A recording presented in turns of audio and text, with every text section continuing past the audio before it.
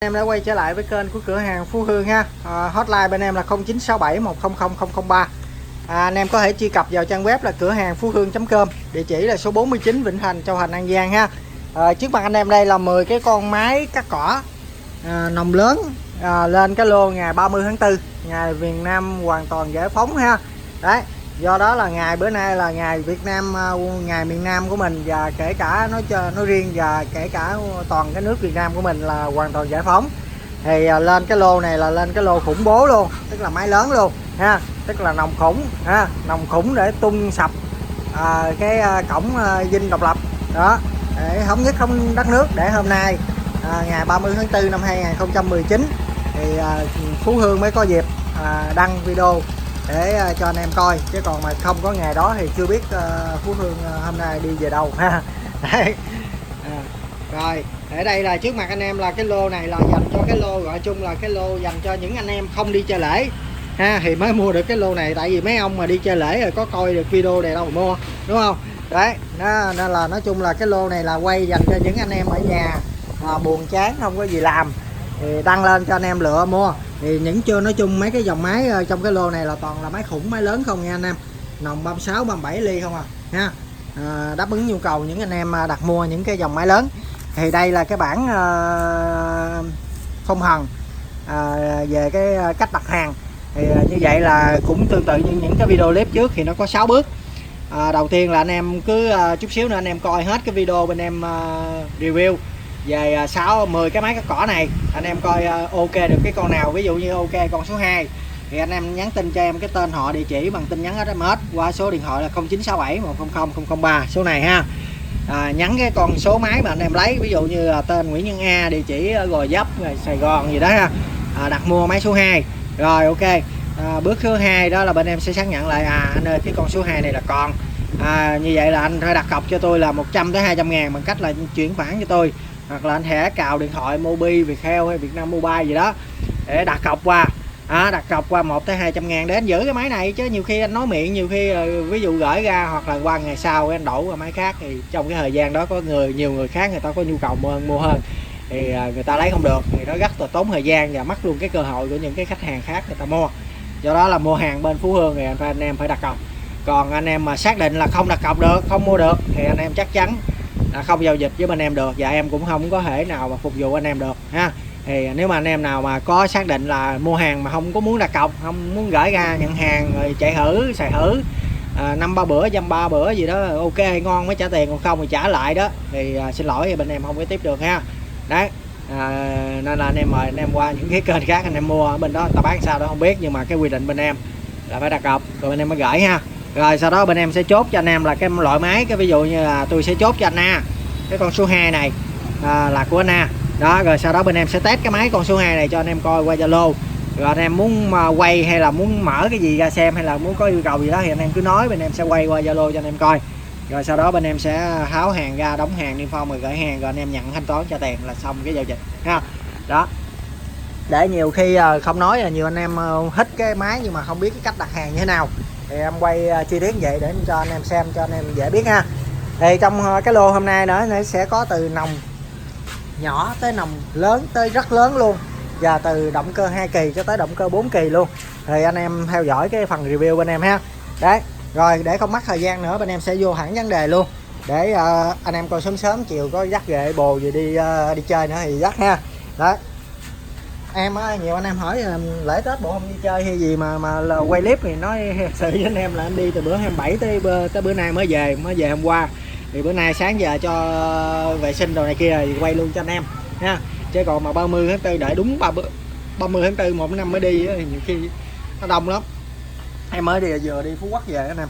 Phú Quốc dạo này phát triển dữ lắm, phát triển kinh hồn luôn á, toàn là resort đồ thứ dữ không resort 5 sao không anh em nào có đi ra mà phía bắc của đảo Phú Quốc ha, là bây giờ là toàn bộ là toàn mấy đại gia là muốn hết cái bắc đảo rồi.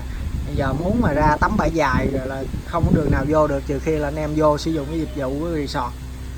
Ở đó nó công nghiệp quá, nó độc quyền quá luôn nó không còn như ngày xưa. Ngày xưa 5 năm về trước đi ra bãi dài tắm, muốn tắm đâu tắm.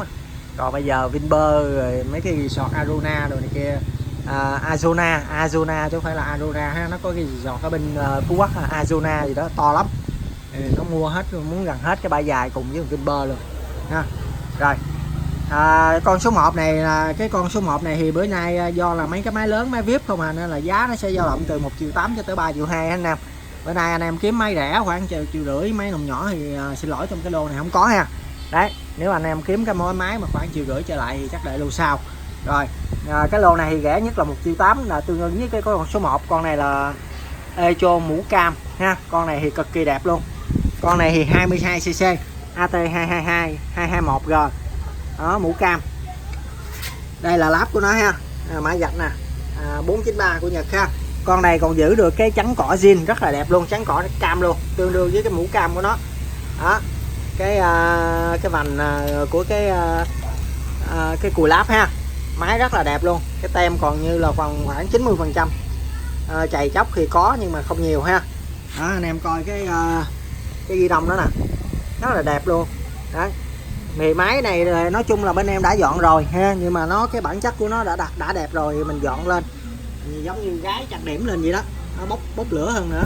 Đấy thì rất là đẹp đó, nòng đồ này kia rất là đẹp. AT221G thì con này có giá 1,8 triệu, anh em nào có lấy thì hốt nhanh.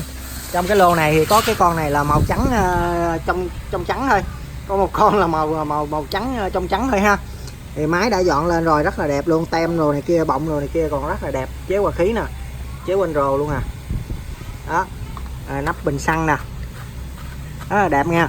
Đó, ron keo chỉ là còn nguyên ok hết đó, chỉ vệ sinh ở bên ngoài thôi. Thì con này có giá 1,8 triệu ha, zin tới cái trắng cỏ luôn nha anh em. Cái dây này cũng còn rất là ok luôn, cái dây vỏ bọc ở ngoài còn nguyên luôn nè, kể cả cái dây gút zin của nó luôn nè anh em. Dây gút zin nè, dây gút này là dây gút zin chứ không phải là bên em gắn vô nha, dây gút zin của nó luôn đó. Đó, tay ga rồi công tắc ở trên tay cầm luôn, chỉ có 1,8 triệu thôi. Anh em nào có lấy thì tranh thủ lấy cái con Echo mũ cam ha, con này rất là đẹp. Rồi tương tự có con số 2, con số 2 này còn VIP hơn nữa.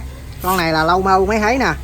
Đó, con này là cái gì đây, Kawasaki TG24 ha, Kawasaki TG24 tức là 24cc. Con này dữ tợn lắm nha. Đó, máy này VIP lắm á, máy Kawa 24cc. Con này bữa nay về có một con 24 với con 33 luôn này anh em. Đó, anh em nào thích Kawasaki thì bữa nay có 2 con nha. Nó con Kawasaki TG33 này là tầm 36 37 ly luôn á. Đó, còn cái con 24 này thì nó nằm nó khoảng 33 ly. Đó, máy rất là đẹp luôn, chế khoa khí zin luôn, rất là đẹp. Bên em đã dọn rồi nè. Đó, dọn nhưng mà cái máy nó đã đẹp sẵn rồi anh em thấy không nha, ốc đồ này kia rất là đẹp. Đó, cái tay cầm nè, cái đệm tay cầm nè còn rất là ok nha. Ghi đông nè, Carit. Con này thì nói chung là cái chắn cỏ nó mắc rồi nên là phải 2 chắn cỏ mới ha. Cái chắn cỏ thì cũng không quan trọng đâu, quan trọng là mình thích cái máy thôi. Đó, con này là TG24, nó chạy chùa theo thời gian thôi nhưng mà không nhiều, không đáng kể ha. Đấy, chỉ có bên ốp bên đây thôi chứ còn bên đây rất là liền lạc nè anh em. Đó. Đó, con này thì cũng dễ thôi, anh em muốn sơn dặm lại bên em sơn dặm cho anh em thôi à, nhưng mà nước sơn zin của nó hiện vậy đó ha. Còn muốn sơn dặm thì rất là dễ, rất đơn giản thôi, sơn dặm lên thôi. Đó, con này là lâu mới có nè, Carit, đó là Kawasaki TG24 ha. Đó, anh em nào có lấy thì con này giá rất là VIP, rất là rẻ nha, 1,8 triệu. Rồi kế tiếp là 3 con này, 1 3 4 5 đó. Thì 3 con này là cái tem này là cái của cái chụp giật BC26 gắn vô nha anh em, chứ thực ra nó là cái hàng tên là 23 ha. Con này là tên là 23 lắp liền, con này là tên là 23 lắp rời, con này là tên là 23 lắp rời ha. Đấy, đó, đây là ba con tên là 23 Mitsubishi. Cái con này cái chụp giật của cái con này là ảo thôi ha, ảo thôi ha. Sẵn là để luôn chứ xé ra mất cái tem này nhìn nó kỳ nên là thôi để luôn, để cái chụp giật nó ảo luôn ha, chứ nó là tên là 23 lắp liền Mitsubishi nha anh em ha. Lưu ý giùm em, mấy thằng Mitsu thì thường là cái lốc ở dưới này nó có chữ made in Japan. Thì cái con số 3 này là 2,3 triệu, số 4 số 5 là lần lượt là cái con số 4 thì 2,4 triệu ha. Còn cái con số 5 thì 2,350 triệu. Cái con số 5 này thì tại sao rẻ hơn 50 ngàn so với cái con số 4 này, thì thực ra là nó xài một tay cầm nên nó rẻ hơn, mua rẻ thì bán rẻ, mua mắc thì bán mắc thôi nha. Đấy, thì cái con số 5 này thì nó xài một tay cầm nên nó rẻ hơn 50 ngàn. Còn anh em nào muốn lên 2 tay cầm thì bằng giá với thằng này thì là 2,4 triệu thì em lên 2 tay cầm cho anh em thôi. Còn nguyên bản của nó là một tay cầm nói vậy cho anh em dễ hiểu ha. Con số 3 này thì lắp liền. Nếu mà anh em không quan trọng á, mà mua về để gắn phun thuốc rồi này kia đó, thì anh em lấy cái thằng lắp liền xài nó rẻ hơn, đúng không? Mà cái lắp của thằng số 3 này thì cái lắp tím nó cũng rất là đẹp nha. Đấy, lắp tím thì nó rất là đẹp đó. Thì mấy cái thằng này là đây nè, cái thằng này để em quay kỹ cái phần này, tại vì bữa hổm mới có gì bị dính một anh 23 nè, 23 nè, 23 nè, em quay kỹ đi để thôi nó bị dính phốt cái nó kỳ lắm. Thì sẵn đây tâm sự với anh em luôn là bữa hổm trong cái lô bữa trước đó, em có bán một cái con đó là tên là 261 cho một cái anh đó là ở ngoài Bình Thuận đó, là anh làm ở Toyota Bình Thuận. Thì nói chung ảnh cũng dành về máy móc, mình cũng bán máy móc thì mình rất là quý ảnh, tại vì mình cũng đang định mua chiếc 7 chỗ của Toyota thì mình cũng rất là quý ảnh, thì mình muốn bán cho ảnh để lấy uy tín đồ này kia, rồi quen biết đồ này kia, sau này mình có mua xe đồ này kia đó thì mình cũng có gọi là mối có là mối anh em rồi đó, có cần tư vấn gì đó thì thật sự là nếu mà ra Bình Thuận mua máy mua xe thì chắc là mình không có ra ngoài đó mua được. Nhưng mà nếu mà ảnh khách hàng của mình có quen biết đó, thì nhiều khi mình có mua gì đó, mình sử dụng dịch vụ gì đó thì mình có thể là gọi xin ý kiến của ảnh. Đấy thì chưa có kịp nhờ vả gì hết trơn anh em, thì dính một cái phốt đó. Là bữa hổm là trong cái lô mấy bữa trước đó em có lên một cái con 261 đó, thì chả hiểu sao luôn, nó cái phôm nó gan vậy nè. Tại vì cái máy em có nó cũng vệ sinh rồi bán rất là nhiều luôn, mình không muốn để ý luôn.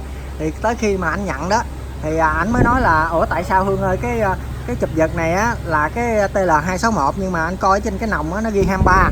Thì như vậy là tại sao, có phải là em giao lộn cho anh không nè? Em quay cho anh em coi nè, thì cái nòng là 23 nè, thường là ở đây có số 23 nè, đó 23 nè, đó thấy không, 23 nè. Thì đúng là nếu mà cái nòng cái máy 23 đó thì thường đại đa số là cái máy nó là sẽ là 23cc, nhưng mà tại sao trên chụp giật nó là ghi là TL261 mà khi gửi ra thì cái nòng nó lại là 23 đó. Mà cái con đó hình như là em bán là 2,5 triệu, tức là so với TL23 với TL26 thì nó trên nhau khoảng 100-200 ngàn tùy máy đó nha. Thì anh nói là tại sao lại như vậy, thì em nói là bây giờ gửi hộp gài là cũng rất là lâu, rất là nhiều, và nhiều thợ em nó làm nữa. Rồi em cũng có bật camera lại, em cũng hỏi cái thằng thợ mà nó làm cái máy này đó, thì hỏi là tại sao là khách là báo là cái chụp giật của mình là 261 nhưng mà gửi ra cái nòng nó là 23, thì như vậy xử lý sao đây em? Thì cái thằng thợ của mình đó, thì nó nói là theo em nhớ đó thì bữa hổm là em chắc chắn với anh luôn là cái nòng nó là nòng 34, tức là nòng 26. Thì nếu mà anh nói vậy đó thì bây giờ thôi kêu anh gửi về đi, nếu mà mình kiểm tra đúng cái thằng 23 đó thì mình trả lại cho ảnh tiền, hoặc là trả lại cho ảnh cái khoản hao hụt, ví dụ như khoảng 200 ngàn là về 23, là cái giá của TL23 thì thường nó là 2,3 triệu tới 2,4 triệu từ máy. Thì nếu mình sai thì mình nhận trách nhiệm, mình gửi về cho ảnh. Thì mình cũng gọi lại mình nói với ảnh vậy đó, nó tại nhiều khi em gửi, nhiều khi khách hàng nó nhiều quá rồi, nhiều khi máy mình nó chưa có vệ sinh, chưa có nhìn nó kỹ càng, thì nếu mà có lộn có nhầm lẫn thì bây giờ anh đóng mình gửi về cho em. Thì nếu mà lỗi thực sự là bên em là 23 mà em để cái tem cái trên cái chụp giật mà để 26 rồi bên em quảng cáo 26, như vậy bên em sẽ chịu trách nhiệm với anh, rồi bên em sẽ đổi cho anh hoặc là hoàn lại cho anh tiền luôn. Số tiền anh bỏ ra bao nhiêu em hoàn lại cho anh hoàn toàn luôn. Thì hỏi anh sao thì anh nói thôi bây giờ 23 26 gì cũng được, thôi anh lên xài luôn. Giờ em nói thôi bây giờ anh xài đi trong vòng 24 tiếng từ lúc anh gọi báo cho em nè, nếu anh đổi thì anh gửi về cho em đổi ha, còn nếu mà không đổi thì anh để xài luôn. Thì sau này anh nếu mà qua 24 tiếng đó thì bên em không chấp nhận đổi nữa. Thì anh nói ok, tại vì anh làm đó thì anh hẹn là tối đó anh sẽ về anh test máy liền, nếu mà ok được anh để xài, còn nếu không ok anh sẽ đổi, hoặc là nếu không là bên em hoàn tiền lại. Tại vì mình quảng cáo 26 mà mình gửi 23 là mình tầm bậy, thì bên em thừa nhận là nếu mà tầm bậy bên em sẽ hoàn toàn chịu trách nhiệm và hoàn lại cho anh số tiền. Thì tối đó anh không trả lời cho nó thì thôi. Thì qua tới bữa sau, hình như tới tối khuya bữa sau là khoảng 9 giờ tối thì anh mới nói là anh đòi đổi. Thì em nói xin lỗi anh là thông cảm, cái mà anh đòi đổi qua cái con máy khác nữa, mà cái máy của cái lô khác đó thì em đã chốt cho khách rồi, thì rốt cuộc là không có đổi được. Thì tại vì đã qua cái thời gian rồi anh em hiểu không, do đó là em muốn nói cái vấn đề ở đây á, nói sâu chút xíu, sâu xa cho anh em hiểu chút xíu, đó là khi mà mua hàng ở bên em, anh em ở xa đó thì cái nào là ra cái đó, phải không? tùy vô cái thỏa thuận của anh em. Ví dụ như cái nào bên em làm sai làm bậy thì anh em phải đóng gửi liền lại cho bên em trong vòng 24 giờ, hoặc là bên anh là phải có báo cáo gì đó, ví dụ như bữa nay gửi không được vì lý do gì đó, hẹn cho anh là ngày mai gửi lại, nhưng mà phải xác nhận là phải gửi lại. Chứ còn nếu mà anh em nói mà anh em để xài luôn 23 với 26 không quan trọng, để xài luôn thì không được. Thì nói chung là anh mua của em là ngày 15 hay 16 gì đó anh nhận đó, thì tới bữa nay là 30 tháng 4 anh em mới đi chơi về, cái anh gọi anh đòi phải đổi nữa đó. Thì em nói trời ơi lâu lắm rồi, gần nửa tháng trời rồi, bữa hổm em kêu anh đổi gửi lại cho em đổi, nếu cần thiết em hoàn tiền lại cho anh luôn, anh không chịu. Rồi tới bữa nay anh xài gần nửa tháng rồi, bắt đầu anh mới chê mới khen yếu rồi mạnh này kia, rồi anh mới đòi đổi, thì đâu có được anh em, đúng không? Đấy, cái nào ra cái đó. Đúng là mình buôn bán có du di phải tình cảm đồ này kia, nhưng mà nó phải đúng với cái quy định và đúng với cái thỏa thuận của anh em mình thì mình mới làm được ha. Thì qua đây em cũng nói với anh em vậy, nếu mà ví dụ như em bán cho anh em cái con này là tên là 23, bữa nay em nói 23 mà khi gửi ra mà anh em nói mà nó không phải 23, nó là 20 hay 26 gì đó, thì anh em cứ đóng về hàng gửi về cho em, đó là bên em quảng cáo sai sự thật không đúng, thì bên em sẽ hoàn lại cho anh em toàn bộ số tiền mà anh em bỏ ra, kể cả sẽ bù đắp để cho anh em những cái thiệt hại mà nếu có anh em phải chịu được. Đó là cái quy định của anh em nói vậy ha. Rồi thì em nói sâu tốn thời gian chút xíu là cái về vấn đề đó ha, cái nào ra cái đó chứ không phải mà em không có cái dạng mà làm tầm bậy được. Nhưng mà rất là nhiều máy móc anh em bán rất là nhiều lô máy móc thì không thể nào tránh được sai sót, còn nếu mà có sai sót thì anh em vui lòng thông cảm, em sẽ giải quyết cho anh em hết, nhưng mà phải trên tinh thần là thượng tôn pháp luật, phải tôn trọng cái quy định của nhau, tôn trọng cái thỏa thuận của nhau ha. Chứ không có nghĩa là ví dụ như mua cái xe người ta bảo hành cho anh em là 1 năm, rồi sau 2 năm 3 năm mới đầu anh em mới nói là 2-3 năm đó tại vì tôi không có chạy không có xài trơn á, nhưng mà giờ nó mới hư, anh bảo hành cho tôi thì nó phải quá cái thời gian, thì nó rất là khó xử lý anh em ha. Đấy, rồi em chỉ xin anh em vài phút vậy thôi để mình nói để hiểu nhau hơn ha, để mình dễ hơn giao dịch trong cái phần mà mình gửi đi anh em đi xa. Rồi như vậy là cái con số 3 TL23 mà lắp liền này thì có giá là 2,3 triệu. Anh em nào có lấy thì chốt dùm em ha. Con này là màu tím sen lắp hồng rất là đẹp luôn ha, rất là hiếm luôn nè, kể cả cái ghi đông của nó cũng là màu hồng rất là đẹp nha anh em đó. Nếu mà anh em không quan trọng lắp rồi lắp liền đó, anh em lấy cái con số 3 này cho em là lắp từ bút luôn đó. Lắp liền thì chạy cái tua nó nhanh hơn, còn cái lắp rời thì cái tua nó chậm hơn ha. Nhưng mà cái lắp rời thì nó mình gắn vô bình xịt, còn hình chế này kia chế được, tháo ra nó dễ ha. Rồi con này 2,3 triệu, còn cái con tên là 23 này thì 2,4 triệu đó. Đó thì lắp rời nó có 4 ngóc, anh em muốn biết lắp rời với lắp liền thì mình quan sát ở đây. Nếu mà có 4 ngóc vuông như thế này là lắp rời, tức là mình tháo cái lắp ra được thì nó lòi 2 bố côn ra. Còn thằng này khi mà tháo thì nó sẽ có con ngóc ở đây, rồi rút ra thì nguyên cái về này nó vẫn còn, chỉ rút cái nguyên cái cây lắp này ra thôi nha. Còn lắp rời thì nó sẽ như vậy nha. Rồi con này thì 2,4 triệu, con số 5 này 2,3 triệu 50. Anh em nào có lấy thì chốt nhanh ha. Mấy cái con Mitsubishi này thì trong mấy lô trước em đã có nói như rõ rồi. Cái dòng Mitsubishi với lại hàng Shinnewa thì trong các cỏ thì nó VIP rồi sau đó mới là Maruyama ha, hoặc là Echo, rồi sau đó là Kawasaki thì xài rất là ok, thì toàn những thương hiệu nổi tiếng không à. Rồi kế tiếp là cái con số 6, con này là khủng của khủng ha. Ba cái con này nè các anh em, 6, 7, 8 này nè là nằm đó là khoảng 36, 37 ly không đó, máy khủng nha. Tức là cái máy này là mua về theo cái yêu cầu của anh em nói là Hương ơi sao mày bán máy nhỏ hoài, bây giờ mày mua máy mới về đi để anh ủng hộ mày đó. Thì bây giờ mua thì cũng được, nhưng mà phải có thời gian anh em ha. Mua phải kiếm máy đẹp mua cho anh em, chứ không phải mà mua mua bậy mua mấy là không được. Thì trước mặt anh em đây là cái con TG33 Kawasaki lắp rời, và cái tum này là tum bự ha. Cái tum này tum bự, máy rất là đẹp nha anh em đó. Con này thì cái chế hòa khí hai mới ha, hai cái chế le đỏ vô ha, hai vô để cho nó chạy nó ổn định. Còn cái chế zin của nó là giống như cái con bên đây nè, chế zin của nó thì nó xài cái trụ ga, mà cái con TG33 này cái trụ ga của nó, cái kim xăng á, nó bị mòn rồi, chạy vẫn được ok nha, nhưng mà nó hao xăng. Em hai cái chế hòa khí mới vô là để cho đảm bảo cho anh em cái máy nó hoạt động tốt và nó ít hao xăng như cái máy zin nguyên bản của nó, chứ không phải khơi mà mình thay ha. Đấy, đây là cái lốc máy đảo vệ sinh nè, rất là đẹp ha. Đấy, TG33 Kawasaki, máy phơm máy ốc ác luôn, rất là đẹp đó. Thì con này có giá là 2,8 triệu mấy anh em, nó là máy lớn nên là anh em đừng có so sánh về giá nha. Anh em hãy nhìn vô cái màu sắc của cái máy, thậm chí là anh em đảo một vòng ở cái địa phương của anh em, đi hỏi người ta coi cái con TG33 này giá bao nhiêu.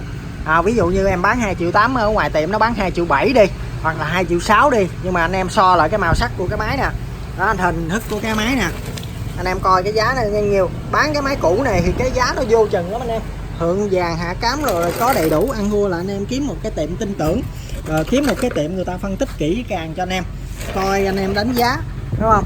Ví dụ như cũng giống như gái gì đó, gái 18 thì giá khác, mà gái là gái 30 thì có giá khác, gái 50 thì giá khác, rồi gái già, gái cô đế thì giá khác, hiểu không? Đấy, nó cùng là gái hết nhưng mà cái giá nó khác nhau. Đó, mình đừng có so sánh mà ví dụ cái TG33 là 2,6 triệu, 2,7 triệu mới đúng giá, bán 2,8 triệu là mắc rồi, đúng không? Nhưng mà anh em quên đi cái màu sắc, cái chất lượng cái máy nó làm sao đã nha. Nói chung là mình vừa ý cái máy rồi mình cân đối lại cái giá so với thị trường, nếu rẻ hơn hoặc là mắc hơn rồi anh em cân đối anh em mua ha, chứ không có nói nhiều. Đấy, cái máy này nó vậy, máy cũ này thì nó vậy thôi ha. Máy đá thì giá khác, máy biển thì giá khác. Rồi tiếp tục là cái con Maru, con này 2,8 triệu, con này là Maru MB F1410. Thì con này thì cái nòng của nó cũng khoảng 36 ly, máy khủng luôn, máy lớn nè, cái nòng to đùng luôn. Thì con này tương tự thì cái chế hòa khí nó cũng sử dụng là hai mới ha, để đảm bảo cho anh em là chạy ngon lành. Đó, công tắc nó nằm ở đây, cái thiết kế của này với lại cái mô pin nó nằm ở đây, nó mát, nó giống như cái dạng của thằng Mitsu TM24 vậy đó anh em, thì chạy nó rất là mát luôn. Đó, con này thì cũng tùm bự luôn ha, mà cái tùm bự của này nhìn rất là đồ sộ luôn. Đó, nguyên một cái về ở đây, nguyên cái về ở đây. Rồi cái ghi đông này thì tổ bố luôn. Đó, ở vệ sinh lên rất là sáng bóng luôn. Đó, cho anh em coi ha. Đó là tùm bự ha, cái máy này thì tùm bự. Rồi cái trắng cỏ của nó là còn trắng cỏ zin luôn, trắng cỏ cam zin. Đó. Rồi con này có giá 2,8 triệu ha, anh em nào có lấy thì nhanh tay ha. Kế tiếp là cái con này là cái con số 8, con này là siêu phẩm, con này là Maru Yamaha siêu phẩm nha anh em. Nếu mà anh em kiếm cái máy mà đồng lớn mà anh em hỏi trong cái máy đồng lớn hôm nay con nào đẹp nhất, em nói là cái con số 8 đẹp nhất ha. Đấy, còn trong cái lô mà máy tầm trung thì mấy con nào mà đẹp nhất thì em nói nó ra nhau anh em. Trong cái máy tầm trung này thực sự ra thì nói là tên L23 lắp liền hay lắp rời, hoặc là Echo hoặc là Kawasaki, thì nói chung trong cái lô này hỏi em con nào đẹp nhất thì nói là khó mà trả lời được, tại vì cái form nó giống nhau. Trong cái lô này cái máy tầm trung cái độ đẹp nó gần như bằng nhau và rất là đẹp ha. Thì còn cái nếu mà cái máy lớn từ TG33 Maru, rồi Maru đúng rồi, con này là Maru 1410, còn cái con này là Maru MBS327.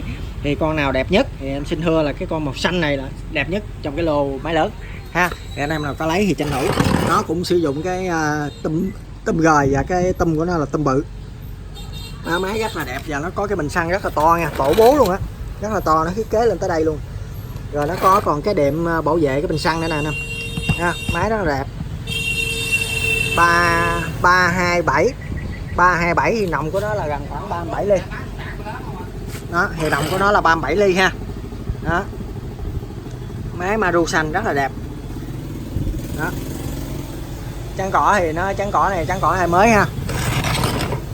Chụp giật là chụp giật dây hiệu luôn nha anh em. Con này là chụp dây hiệu ha, còn hai con này là chụp bình thường thôi. Thì con này có giá là 2,8 triệu, nó cao hơn. Con này có, xin lỗi anh em, con này có giá là 2,9 triệu, nó sẽ cao hơn 100.000 so với hai con bên đây.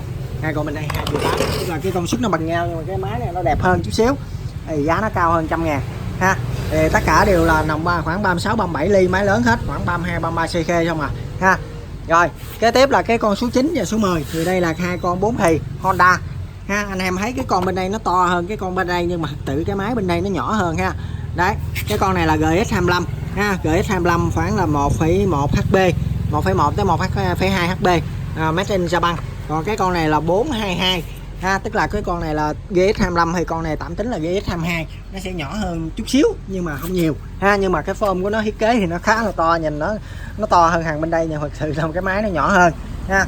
Thì con này có giá là 2,8 triệu, con này có giá là 3,2 triệu, nó trên nhau là khoảng là 400.000 ha. Thì nó khác nhau về thứ nhất là về cái dung tích hồi nãy giờ em nói đó, cái thứ hai nữa hàng bên đây là lắp rời, hàng bên đây là lắp liền. Cái thứ ba nữa là thằng bên đây cái công suất nó cao hơn, nhưng mà cái khối lượng của nó nhẹ hơn, thằng bên đây là khoảng nửa kg, thằng bên đây thì nó to hơn chút xíu. Rồi nó vậy ha. Còn ở thằng bên đây thì cái thằng GX22 này thì cái công tắc nó nằm ở đây, còn cái thằng GX25 công tắc nó nằm ở đây ha. Hai cái đều là trắng tay cầm zin hết. đều sử dụng tay ga giữ hết ha. Thì con này thì nó tiện lợi hơn cái là cái công tắc nằm ở đây, còn bên đây thì phải giới xuống đây chút xíu, tại vì cái công tắc vốn dĩ nó nằm ở trên này, ở đây nó còn một là lõm ở đây nữa nè, nhưng mà cái công tắc nó hư rồi em tháo bỏ dục rồi ha. Ở đây là móc dây đeo, đây móc dây đeo tương tự nhau đó.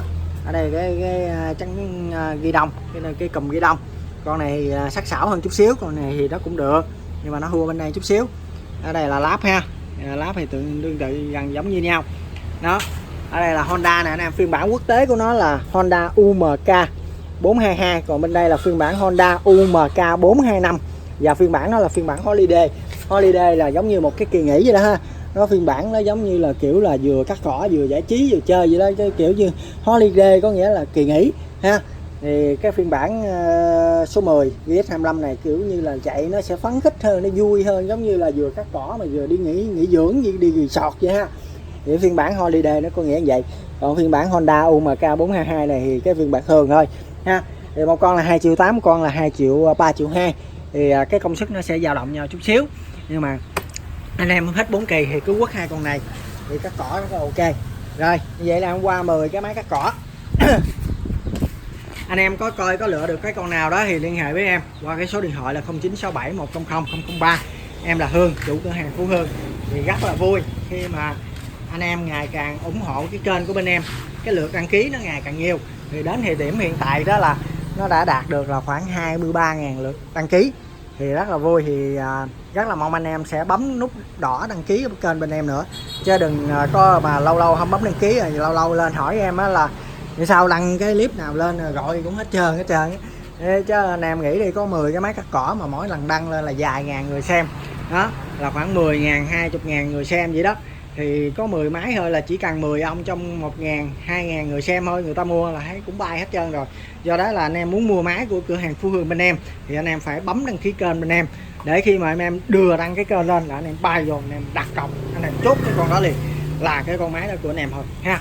Đấy, chứ còn mà anh em để lâu quá khoảng 1-2 ngày thì thường là anh em bán hết rồi vậy ha. Như vậy là cái video bên em kết thúc tại đây. Anh em nhớ bấm đăng ký kênh nha để ủng hộ cho bên em. Rồi hẹn anh em ở những video tiếp theo. Rồi anh em coi video đi, đặt mua đi, xong rồi mua cái máy cắt cỏ chốt đi rồi đi chơi ha. Rồi chúc anh em nghỉ lễ vui vẻ ha.